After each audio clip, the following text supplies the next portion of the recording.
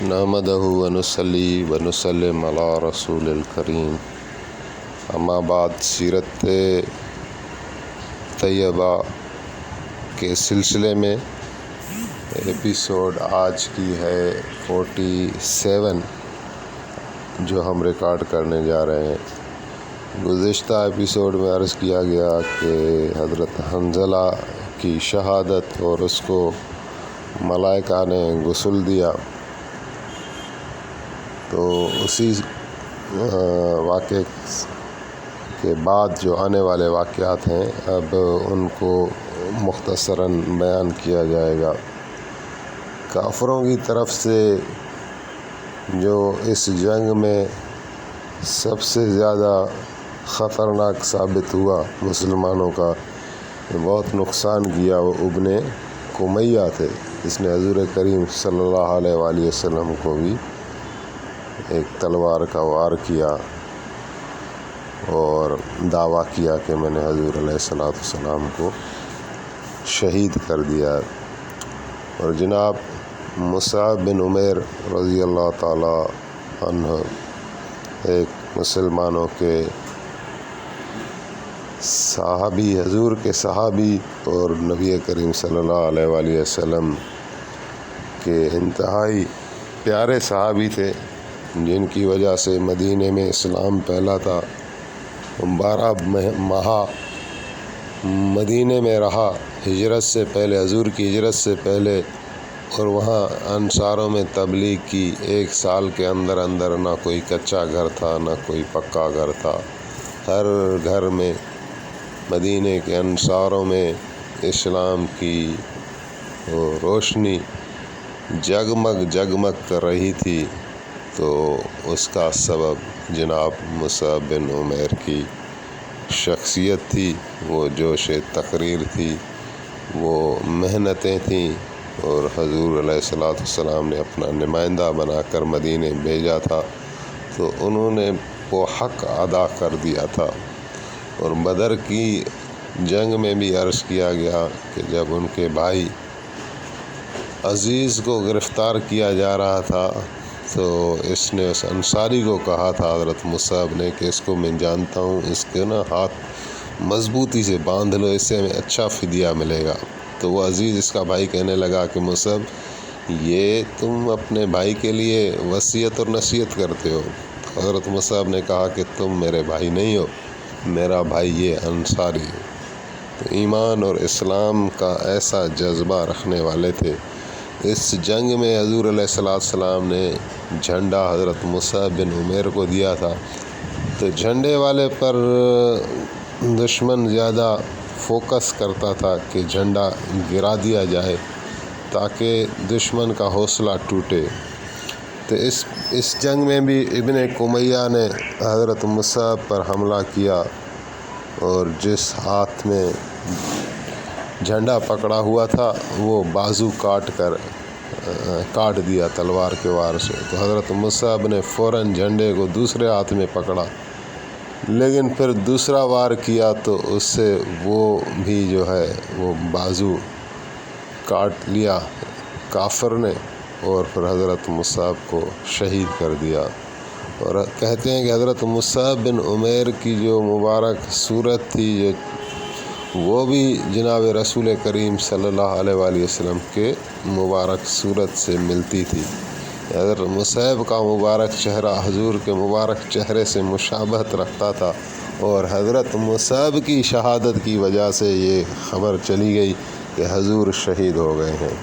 تو بہرحال پھر ایک وقت آیا کہ حضرت مصعب شہید ہو چکے ہیں، لیکن اللہ تعالیٰ نے کسی فرشتوں کو بھیجا ہوا تھا، اور وہ اسلامی جھنڈے کی نگرانی کے لیے حضرت مصعب کے روپ میں، شکل میں وہ جھنڈا لیے ایک فرشتہ کھڑا تھا۔ تو آپ علیہ السلام نے اس کو فرمایا کہ مصعب، کیونکہ جھنڈا تمہارے ہاتھ میں ہے، تو مصعب تم آگے چلو۔ تو وہ عرض کرنے لگا کہ یا رسول اللہ، میں مصعب نہیں ہوں۔ تو پھر آپ سمجھ گئے، اور آپ نے حکم فرمایا کہ جھنڈا جو ہے کسی دوسرے شخص کو دے دو، تاکہ اس کو فارغ کر دیا۔ تو یہ ابن کمیہ پہلے بھی عرض کیا گیا کہ یہ 4 ایسے تھے کافر جنہوں نے قسم اٹھائی تھی کہ حضور کو شہید کر دیں گے. اس میں ابن کمیہ بھی تھے، اور پھر رسول اللہ نے ان پر بد دعا کی. تو ان میں سے بعض تو احد میں ہی مارے گئے، اور ابن کمیہ اسی سال ہی کہیں سفر میں سویا ہوا تھا تو ایک جانور آیا اور اس کے یعنی پیٹ میں اپنا سینگ گھسیڑ دیا، اور یہ بدبخت جو ہے بری موت مارا گیا. ابی بن خلف کا واقعہ آتا ہے. ابی بن خلف حضور کے دوسرے دشمن جو امیہ بن خلف کا بھائی تھا، امیہ بدر کی جنگ میں مارا گیا تھا، اور ابی بن خلف وہاں قید ہوا تھا. لیکن قید ہونے کے بعد جیسے ہی یہ طے پایا کہ ان کو فدیہ لے کر چھوڑ دیا جائے تو ابی بن خلف کو بھی فدیہ لے کر چھوڑا گیا. لیکن یہ بدبخت اس وقت بھی جو ہے حضور علیہ السلام کے سامنے آ گیا اور کہنے لگا کہ میں نے یہ گھوڑا لیا ہے، ابھی یہ گھوڑا تھوڑا چھوٹا ہے، اگلے سال تک یہ گھوڑا جوان ہو جائے گا، بڑا ہو جائے گا، اور اس پر میں سوار ہو کر تمہیں میں قتل کرنے آؤں گا. نبی علیہ السلام کو سامنے اس طرح گستاخی کی اور دھمکی دی. تو آپ نے اس کا جواب دیا کہ بلکہ میں تجھے قتل کروں گا، بس یہ آپ نے فرمایا. اور جب غزوہ احد لگا تو آپ کو یہ بات یاد تھی، اور آپ نے صحابہ کرام کو فرمایا کہ دیکھنا ابی بن خلف کا خیال کرنا کہ ایسے نہیں کہ اچانک اس پر نظر رکھنا. تو یہ ابی اسی گھوڑے پر سوار تھا اور حضور علیہ السلام کی طرف رخ کیا. تو صحابہ نے کہا کہ یا رسول اللہ ابی آ رہا ہے، اگر آپ اجازت دیں تو ہم اس کو تیر لگائیں. آپ نے فرمایا نہیں. اب زبیر بن عوام ساتھ کھڑے تھے، حضرت زبیر بن عوام، تو آپ نے فرمایا کہ یہ زبیر نیزہ مجھے دے دو. تو نیزہ آپ نے لیا اور اس ابی کی طرف پھینکا تو یہ جا کے اس کی گردن میں لگا، لیکن ٹھیک طرح سے لگا نہیں، ایسے ترش ہو کر، یعنی ایک معمولی زخم کے ساتھ زخم دے کر وہ نیزہ نکل گیا، یعنی آر پار نہیں ہوا.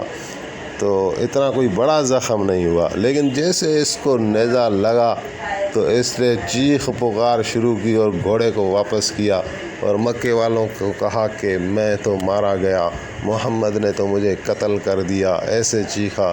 تو لوگ کہنے لگے کفار کہ تمہیں تو کچھ نہیں ہوا، یہ تو معمولی زخم ہے.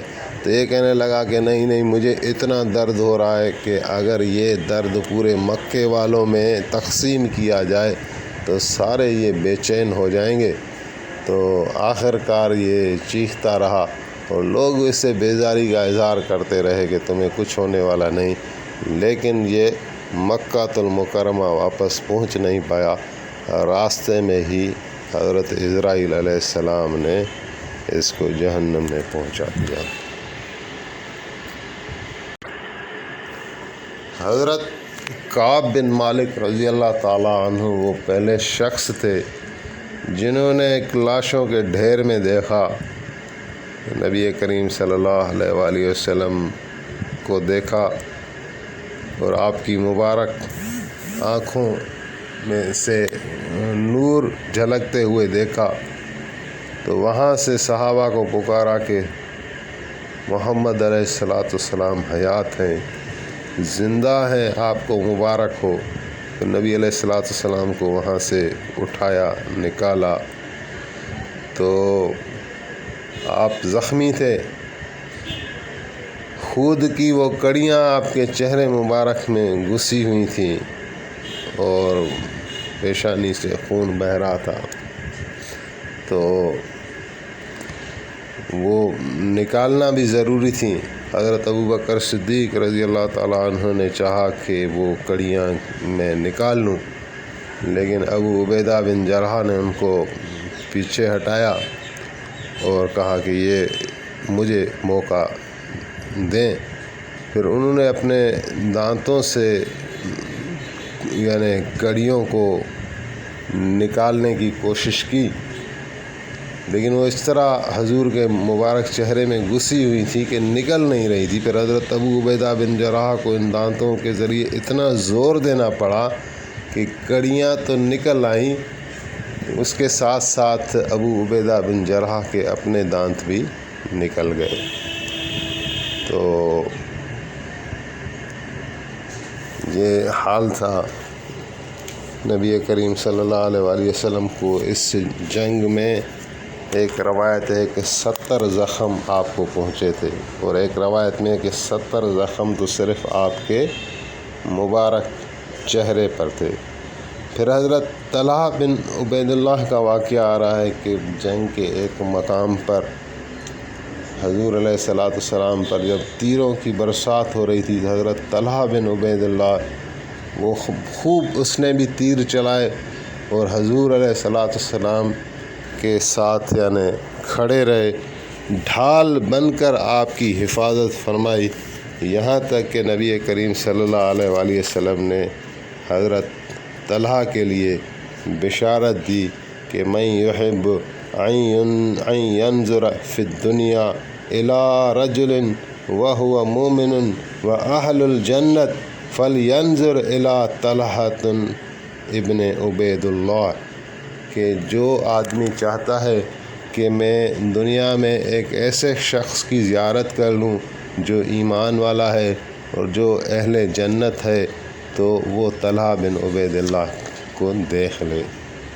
پھر اس جنگ میں ایک اور واقعہ آ رہا ہے، وہ بڑا دلچسپ بھی ہے کہ قتادہ نعمان، حضرت قتادہ بن نعمان رضی اللہ تعالی عنہ ایک صحابی ہیں، اور ان کو کوئی جو ہے تیر لگا، اور جس کی وجہ سے اس کی ایک آنکھ جو ہے وہ نکل آئی، بالکل یعنی لٹک رہی تھی، گالوں پر آنکھ لٹک رہی تھی۔ تو حضور علیہ الصلوۃ والسلام کی خدمت میں عرض کرنے لگا کہ یا رسول اللہ، یہ میری آنکھ یہ تو نکل گئی ہے، اور میری بیوی وہ بہت خوبصورت ہے، اور ہمیں ایک دوسرے کے ساتھ بہت چاہت ہے، محبت ہے، ایسا نہ ہو کہ میری آنکھ نہ رہے اور اس کی بھی میرے سے وہ جو چاہت ہے، جو دل ہے، وہ نہ لگے اس طرح کا، تو میری اس آنکھ کا کچھ کر دیں۔ تو نبی کریم صلی اللہ علیہ وآلہ وسلم نے اپنے مبارک ہاتھ سے وہ آنکھ اس کی لی جو تارا، اور اس کے چشم خانے میں واپس رکھ دی، اور وہ اس طرح فٹ ہو گئی کہ حضرت قتادہ فرماتے ہیں کہ آخر عمر میں جب میں کمزور ہو گیا، بڑی عمر کا ہو گیا، تو جو دوسری آنکھ تھی اس سے نظر تو کم ہوتی رہی، لیکن جو آنکھ نبی کریم صلی اللہ علیہ وآلہ وسلم نے اپنے مبارک ہاتھوں سے میرے چشم خانے میں ڈالی تھی، وہ اس آنکھ کی کبھی روشنی کم نہیں ہوئی۔ اور ایک دوسری روایت ہے کہ حضرت عمرو ابن الجموح انصاری ایک صحابی تھے، اور یہ لنگڑے صحابی تھے، تو یعنی ان پر جو ہے وہ جنگ فرض نہیں ہے، ولا علی الاعرج حرج، قرآن پاک میں بھی آیا ہے کہ نہ لنگڑے پر کوئی گناہ نہیں ہے کہ وہ جو ہے جنگ کرے، یعنی اس کو عذر ہے۔ تو اس کے بیٹے جنگ میں جا رہے تھے، تو یہ بھی گھر سے نکلا، تو گھر والی تھی ہندا، نام ہے ہندا بنت عبداللہ، تو وہ کہنے لگی کہ تم کہاں جا رہے ہو، تمہارے اوپر تو جنگ نہیں ہے۔ تو یہ کہنے لگا کہ نہیں مجھے جنگ پر جانا ہے، اور دعا کی اللہم لا تردنی الی اہلی، کہ یا اللہ مجھے نہ اپنے گھر واپس نہ بھیجو، میں اپنی جنگ کے لیے نکل رہا ہوں اور میں واپس گھر نہیں آؤں، یعنی میری شہادت ہو جائے۔ اور حضور علیہ الصلوۃ والسلام کی خدمت میں آ کر پیش ہوا اور فرمایا میں بھی جنگ کے لیے آیا ہوں۔ تو آپ نے فرمایا لقد اعذرک اللہ ولا جہاد علیک، اللہ تعالیٰ نے تو تمہیں معاف کیا ہوا ہے، جنگ سے تمہارے اوپر جہاد نہیں ہے۔ تو وہ عرض کرنے لگا کہ نہیں یا رسول اللہ مجھے اجازت دے دیں، مجھے جنت میں جانا ہے، جنت کا شوق ہے اور مجھے بیٹوں سمیت جانا ہے۔ تو آخر کار ایسے ہی ہوا۔ ام المومنین بی بی عائشہ صدیقہ رضی اللہ تعالی عنہا بھی ایک عورتوں کی جماعت کے ساتھ احد کی طرف روانہ ہوئیں، جبکہ نبی کریم صلی اللہ علیہ وآلہ وسلم کے لیے خبریں آ رہی تھیں تو ظاہر مدینے میں بڑی بے چینی ہو گئی۔ تو ام عائشہ صدیقہ بھی نکلیں تو راستے میں دیکھا کہ ایسی عمرو بن جمح کی جو گھر والی تھی ہندہ، وہ آ رہی ہے واپس، اور اس کے اونٹ پر میتیں ہیں، لاشیں ہیں۔ کس کس کی؟ تو اس کے شوہر کی، یعنی عمرو بن جمح جو لنگڑا تھا، اور ایک بیٹا تھا اور ایک بھائی تھا۔ تو یہ واپس مدینے کی طرف جا رہی ہیں، اور اما عائشہ صدیقہ سامنے آ گئی اور پوچھا کہ احد کا کیا ہوا؟ تو وہ عورت کہنے لگی کہ نبی کریم صلی اللہ علیہ وآلہ وسلم زندہ ہیں، سلامت ہیں، خیریت سے ہیں، اور حضور کے ہوتے ہوئے باقی جو بھی اگر شہادتیں ہوئی ہیں، جو بھی اگر مصائب ہوئے ہیں، تو ان کی کوئی اہمیت نہیں ہے، وہ سب جو ہیں وہ سہنا آسان ہے۔ تو اس میں بھی ایک وہ بڑا سبق چھوڑ گئی وہ بی بی ہندہ، کہ جس کی یعنی اونٹ پر میت ہے اپنے شوہر کی، اپنے بھائی کی، اپنے بیٹے کی، لیکن وہ بڑے دل کے ساتھ کہہ رہی ہیں کہ کوئی نہیں، یہ کوئی نقصان ہی نہیں، حضور زندہ ہے، ہمیں حضور کی خیریت مطلوب ہے، اور یہ تو ہو گئے شہید، تو یہ کوئی بڑا نقصان نہیں ہے۔ بلکہ شہادت کو تو وہ انعام ہی سمجھتے تھے، لیکن وہ اونٹ جو ہے وہ آگے چل نہیں پایا، وہ بیٹھ گیا۔ تو پھر وہ جب اٹھا تو واپس احد کی طرف آیا، تو نبی کریم صلی اللہ علیہ وآلہ وسلم سے اس ہندہ سے پوچھا، اس عورت سے، کیا عمرو نے کوئی دعا بھی مانگی تھی کیا، عمرو بن جمح نے؟ تو وہ کہنے لگی کہ یا رسول اللہ، اس نے یہ دعا مانگی تھی کہ اللہم لا تردنی الی اہلی، کہ یا اللہ مجھے میرے گھر میں واپس نہیں کرنا، یعنی شہادت کی دعا مانگی۔ تو نبی کریم صلی اللہ علیہ وآلہ وسلم نے فرمایا کہ ہندہ، تمہارا شوہر عمرو، تمہارا بیٹا اخلا اور تمہارا بھائی عبداللہ ہے، یہ سارے جنت میں ساتھ رہیں گے۔ تو وہ عورت کہنے لگی کہ یا رسول اللہ میرے لیے بھی تو دعا کریں، میں بھی ان کے ساتھ رہوں۔ تو پھر آپ نے ان کے لیے بھی دعا فرمائی۔ اس کے بعد جو ہے وہ حضرت حمزہ کی شہادت آ رہی ہے، تو اس کو انشاءاللہ نیکسٹ ایپیسوڈ میں بیان کریں گے، حضرت حمزہ کی شہادت کو۔ اللہ تعالیٰ ہمیں صحیح بیان کرنے کی توفیق دے، آمین۔